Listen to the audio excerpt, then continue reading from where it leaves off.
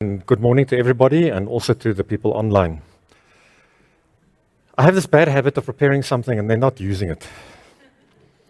So let me see how today goes. I just sat there and I was thinking, I agree so much with Gail and with Godwin and other things that were said. But maybe there's some things that have not been said, that I think also need to be put out there. So I love cycling, Kaya. I can cycle at least, even though I can't dance. And when I cycle in rural areas, the kids normally shout out to me, can you guess what they call me? Mzungu, okay, like far away, okay.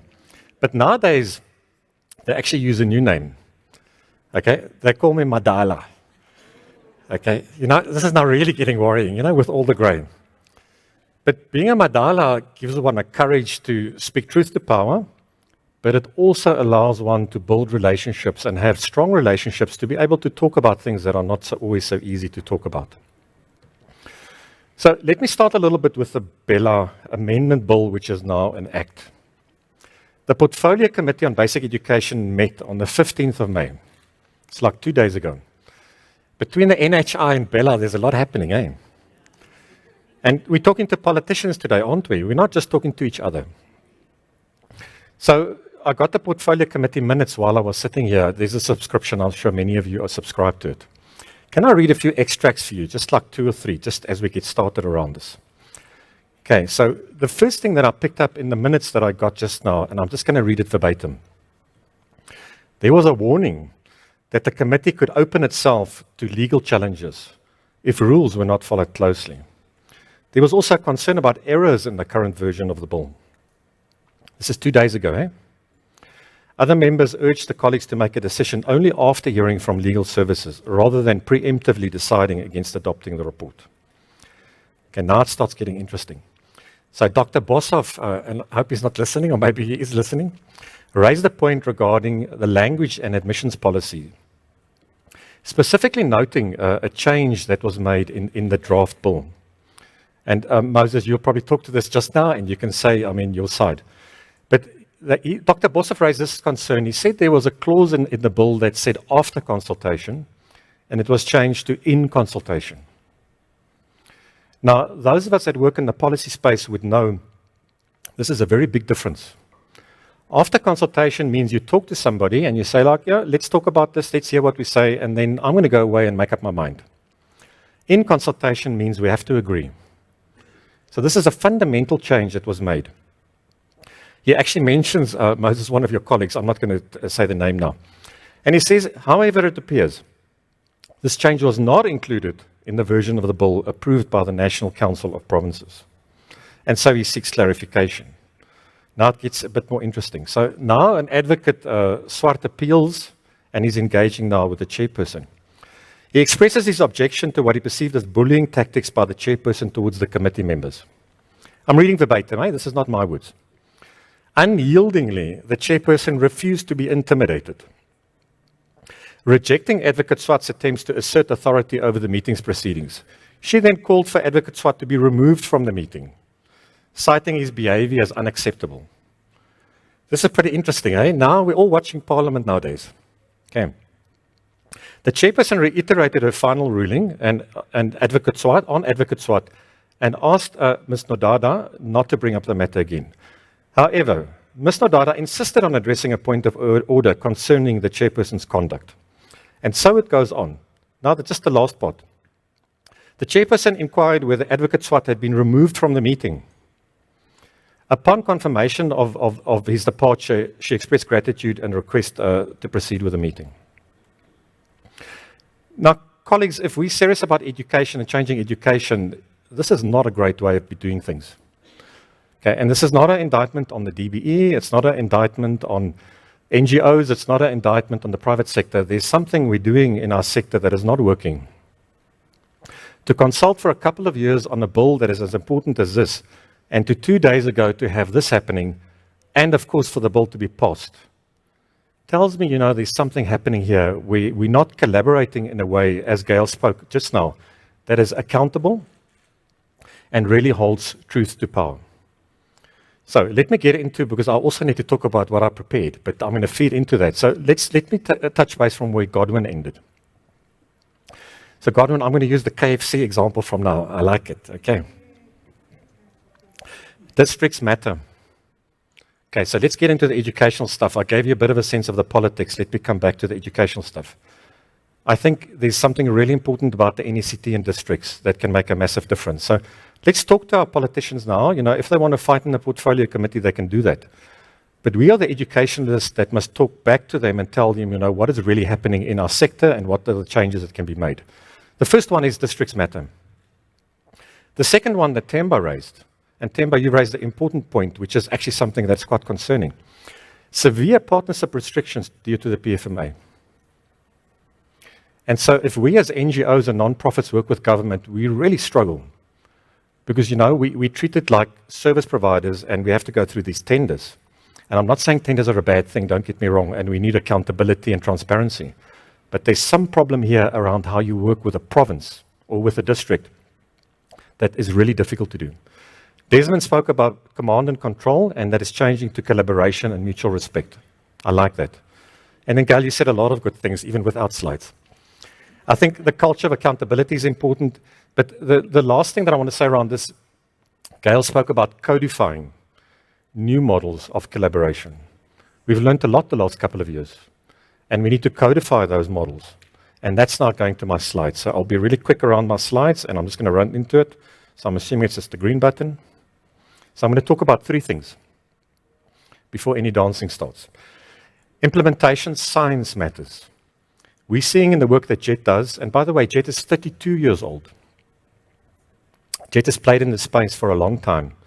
My predecessor, one of them is sitting here, and Nick Taylor is another predecessor. There's a lot of learnings that Jet has built up over the years. And I think we need to draw on those things. We tend to reinvent the wheel all the time. Second area I want to talk to briefly is around capacity. This was raised quite a few times today already, but let's be specific. And then retaining the cycle of schooling, and I'm going to start with that last one. So what we need to do, and I see my slide has changed a little bit. There was a white background, but I can jump to the next one. I don't know, this color is not working so well.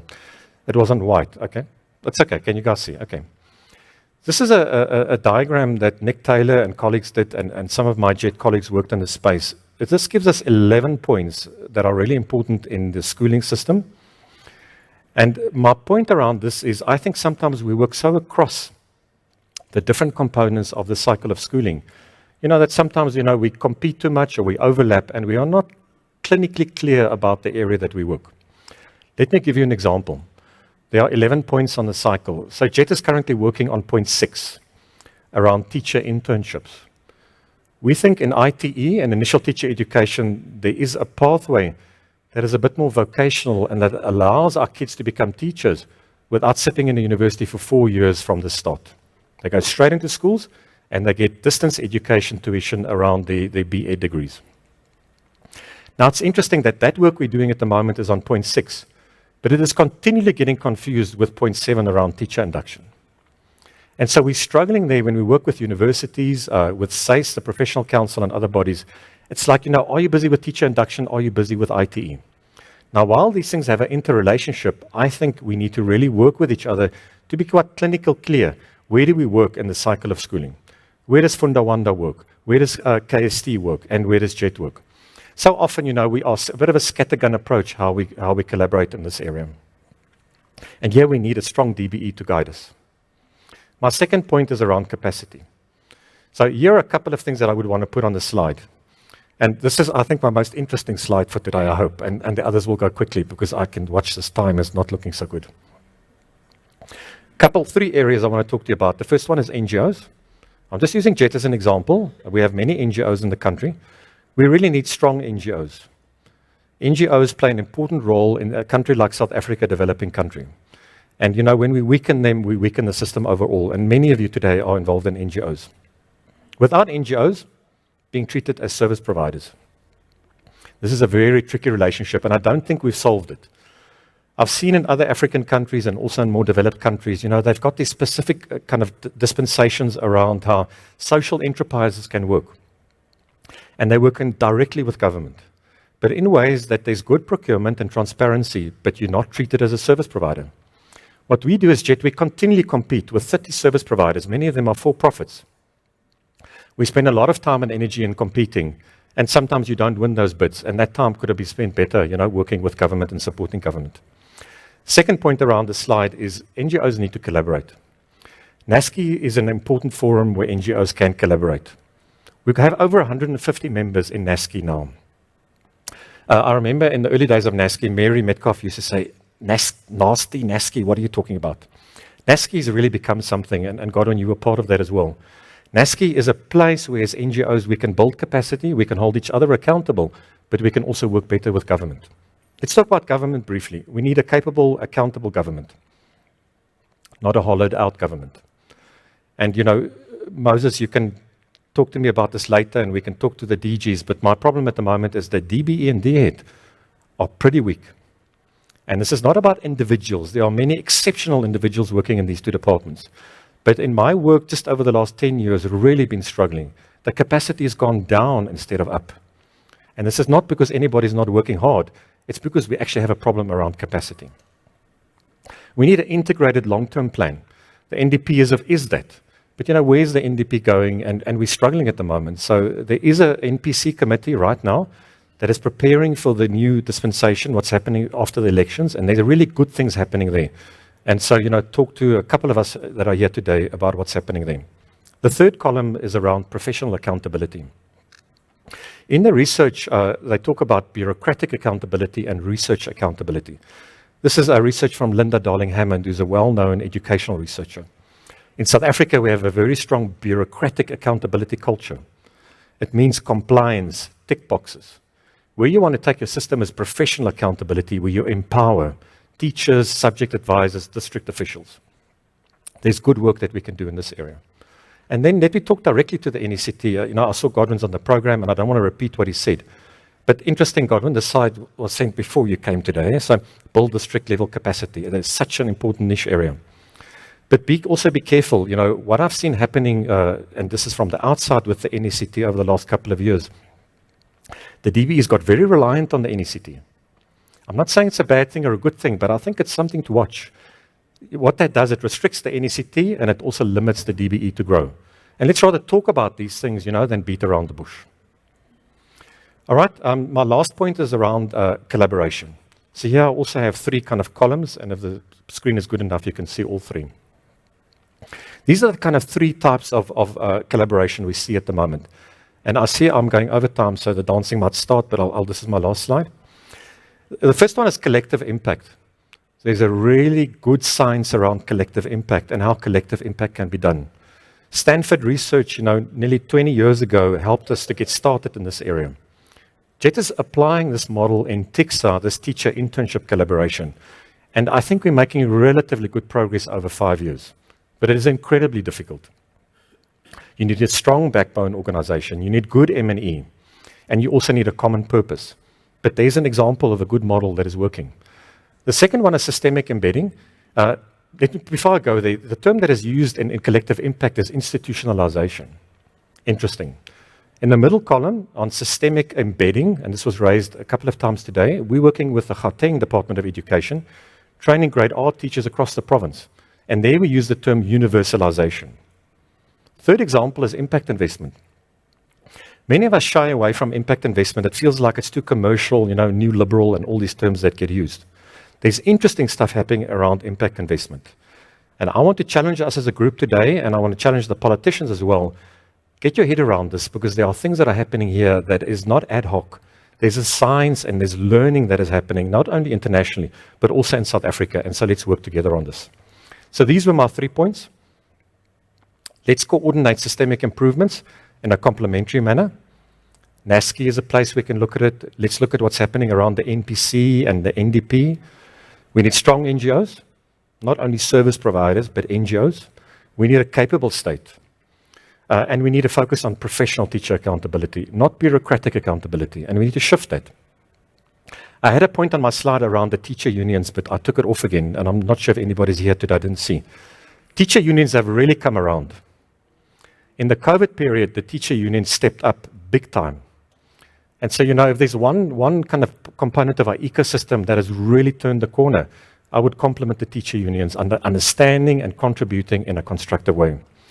And then my third point is around there's a science to implementation. The NECT has set some examples. Jet has done some work in this area. Kagiso, particularly in the Free State, has done some examples. But guys, let's build on this. We don't have to start the wheel, reinvent the wheel every time, we get started around implementation. So thank you for the opportunity, and sorry for going a little bit over time.